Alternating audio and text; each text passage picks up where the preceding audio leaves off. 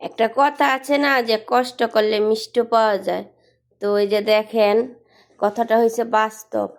এই যে একটা চিংগাম আছে না, এই চিংগামটা আমার একটা সৌদিয়ান মহিলা দিছে, কিন্তু সৌদিয়ান মহিলাটা আমারে কিন্তু এমনে দেয় নাই। কেন কেমনে দিছে তা জানেন?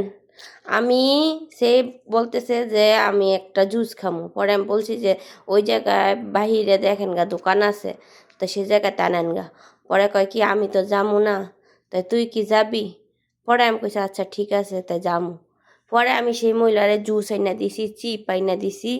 তারপরে মহিলাটায় আমার কি করছে, হ্যাঁ সে পরে এরকম এই যে চুইংগাম আনছি, পরে সেই মহিলাটাই আমারে এই সুইংগামটা গিফট করছে। তো কয়েক কষ্ট করলে মিষ্টি পাওয়া যায়।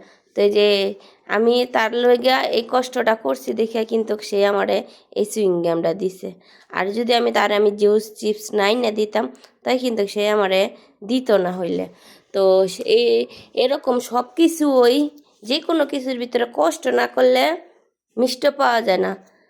যেখানে বেশি সেখানে কম, অবশ্যই সফলতা আল্লাহ তাআলা কম বেশি দেয়।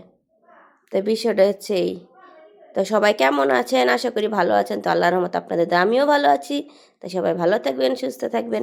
আল্লাহ হাফেজ।